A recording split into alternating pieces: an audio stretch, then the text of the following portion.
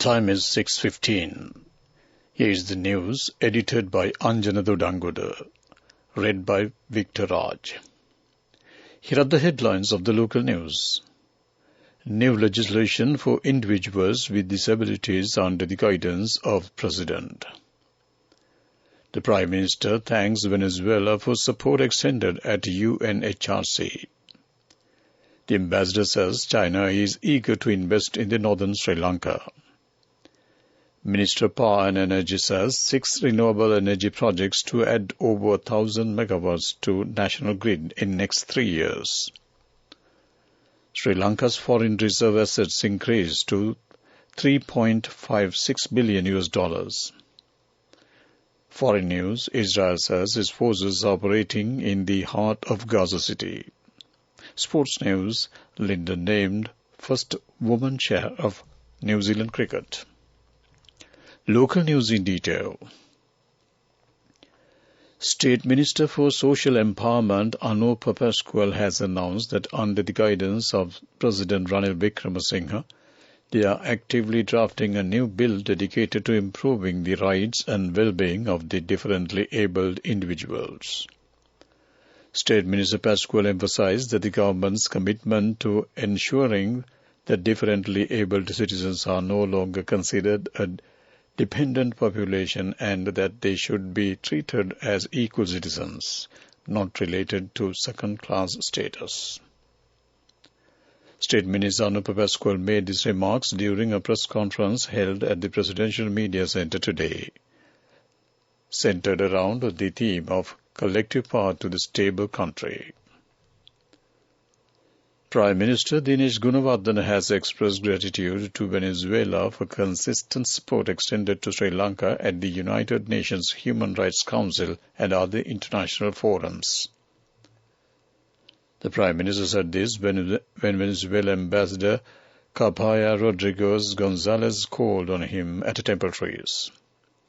The office of the Prime Minister said Ambassador Gonzalez noted that some affluent countries have double standards while dealing with the developing countries like Sri Lanka and Venezuela, and stressed the need to jointly face such interference in sovereign nations.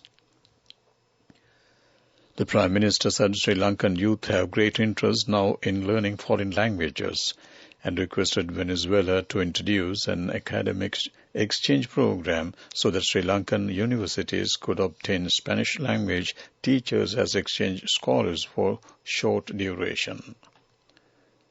This news comes to you from the Sri Lanka Broadcasting Corporation.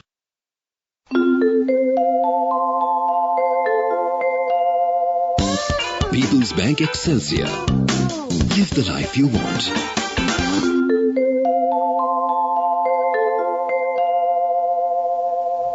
Continuing with more local news, Minister of Power and Energy Kanchana Wijesekara has reviewed the progress of 6 large-scale renewable energy projects at the Ministry of Power and Energy yesterday.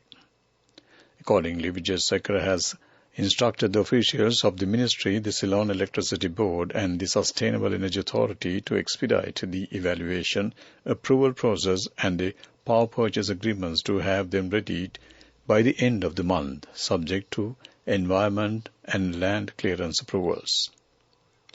Taking into expat form, the Minister assured that the proposed 6 projects will add 1,110 megawatts to the national grid in the next 3 years.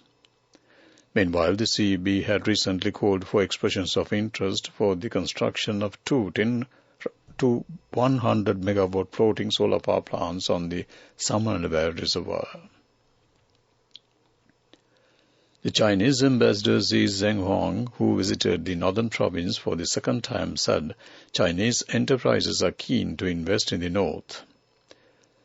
The Chinese embassy said the ambassador made the second visit to donate 5,000 boxes of dry rations worth 37.5 million rupees under the Function charity project to needy families in Jaffna, Bavunia, Mullaitiv, Kilnochie and Manor.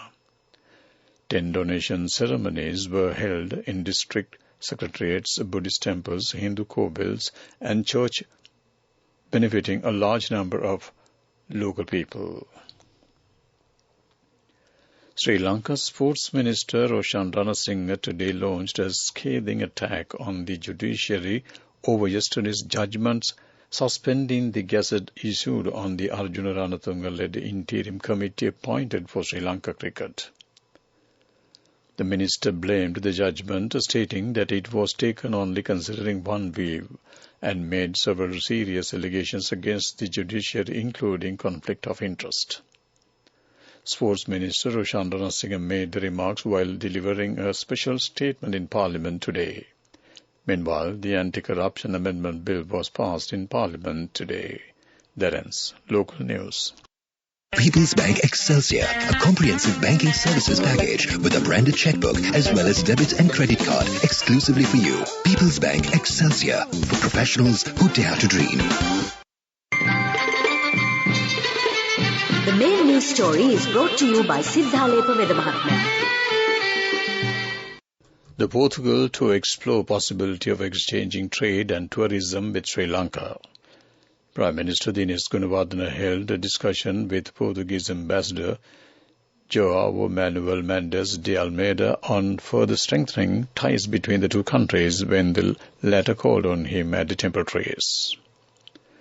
The Prime Minister urged Portugal to consider promoting Sri Lanka as a favourable tourist destination in Portugal by introducing a program similar to the Voyage to the East in the 19th century, tracing the history from Lisbon to Goa. He said such a promotion could be extended from Lisbon to Galle in Sri Lanka to attract tourists.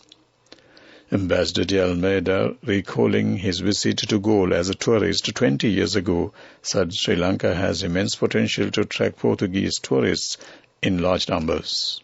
He said Sri Lankan exports to Portugal, especially spice trade, could be increased after the signing of the proposed Memorandum of Understanding between the two countries. That came to you on Main News Story. The main news story was brought to you by Sinhala Mahatma. Moving on to Watchlight, the Department of Meteorology has issued an advisory for severe lightning in several parts of Sri Lanka effective until 11:30 p.m. today. Accordingly, thunder showers accompanied by severe lightning are likely to occur at several places in the western, central, Sabragamo, Uva and northwestern provinces and in the Galle, Matra and Mannar districts. There may be temporarily localized strong winds during thunder showers. The public is kindly requested to take adequate precautions to minimize damages caused by the lightning activity. That ends Watchlight. Moving on to world news, let's take a look at the headlines. Israel says its forces are operating in the heart of Gaza City. Magnitude 6.9 earthquake strikes Banda Sea in Indonesia. A car bomb kills Russia-backed politician in eastern Ukraine. World news in detail. Israel says that its forces are operating deep in Gaza City in their battle to wipe out Hamas in the Palestinian enclave and said the militant group's leader was trapped inside the bunker there. Retaliating for a deadly October 7th attack by Hamas gunmen, the Israeli military is focused on Gaza City, Hamas' stronghold in the north of the territory. Israeli Defense Minister Yoav Gallant told the televised news conference that Israeli soldiers had advanced to the heart of the Gaza City and were tightening the noose.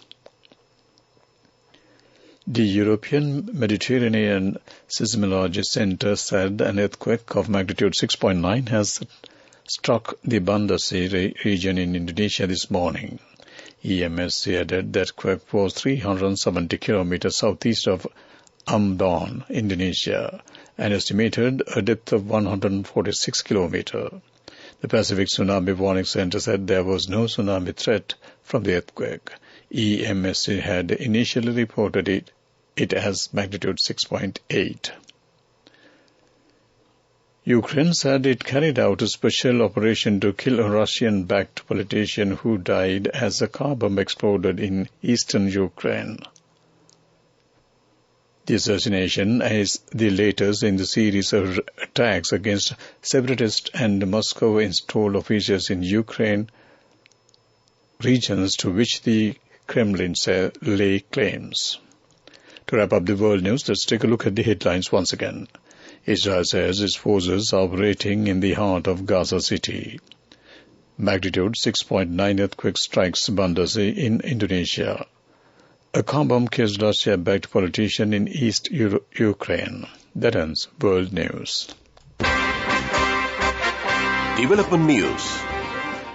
The U.S. International Development Finance Corporation today announced it has committed more than $500 million to support the development of a deep-water shipping container terminal in the port of Colombo, Sri Lanka, that will provide critical infrastructure for the Southeast Asian region.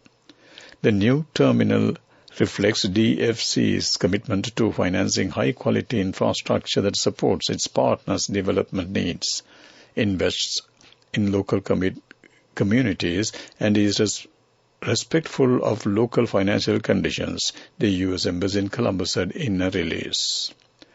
DFC Chief Executive Officer Scott Nathan travelled to Sri Lanka to launch $553 million in financed Colombo West International Terminal Private Limited to support the development of the deep water West Container Terminal located within the port of Colombo. That ends development news.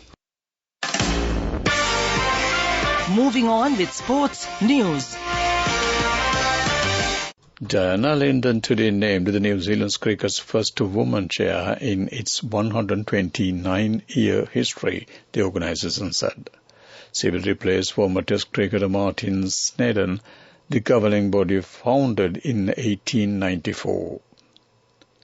Poketupuku Linden has a wealth of administrative experience and first joined the board of New Zealand Cricket in 2017. She is also the current chair of the New Zealand Olympic Committee and was the chief finance officer in 2 previous America's Cup sailing campaigns. That ends the sports news. Go ekak tiyana youth eකට life එකේ change එකට නියමෙට set වෙන්න ඇස් වහගෙන දැකපු වීන හැබැයි කරන්න youth එකට නියමෙට set වෙන්න friendship එක මෙන්න. The all-new NSB Ithru account, NSB IM, a plan for your dream. Business News, sponsored by National Savings Bank, the safest place for your money. Fully Sri Lankan-owned fintech and digital transformation solutions provider with the quarter century of experience in the IT industry recently marked the momentous occasion of their anniversary. This milestone underscores their enduring commitment to excellence and their significant contributions to the field of financial technology. Evolving from its roots as a project-driven entity, Epic now boasts a remarkable profit of 20 unique intellectual properties. Positioning itself as a formidable player in the global IT arena, these IPs will be promoted in foreign markets through strategic partnerships with other leading software brands, further solidifying Sri Lanka's reputation as an IT knowledge and solutions hub. That ends Business News. Business News, sponsored by National Savings Bank, the safest place for your money. Go ekak tiyana youth එකට life එකේ change එකට නියමෙට set වෙන්න ඇස් වහගෙන දැකපු වීන හැබැයි කරන්න youth එකට නියමෙට set වෙන්න friendship එක මෙන්න.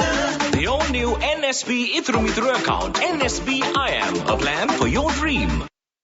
Moving on to economic news, Sri Lanka's official gross foreign reserve assets have increased to $3,562 million at the end of October. The Central Bank of Sri Lanka said it is an increase of 0.6% from September to October. The Central Bank noted that the figure includes the swap facility from the People's Bank of China, equivalent to around $1.3 billion, which is subject to conditionalities on usability. Sri Lanka's gross foreign reserves were at $3.8 billion at the end of August. That ends economic news. Weather report. Showers or thundershowers will occur at several places in most provinces of the island in the afternoon and the night. Fairly heavy showers above 75 mm likely at some places in western, central, Sabzagama, northwestern and Nuwa provinces. Showers may occur at several places in northern and eastern provinces during the morning too. Misty conditions can be expected at some places in western, Sabzagama, central and Nuwa provinces during the morning. That ends weather report.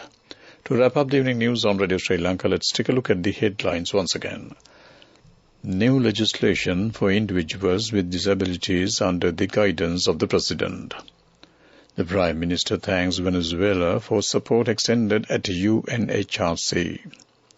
The ambassador says China is eager to invest in northern Sri Lanka. Minister of Power and Energy says 6 renewable energy projects to add over 1,000 megawatt to national grid in next 3 years. Sri Lanka's foreign reserve assets increased to $3.56 billion.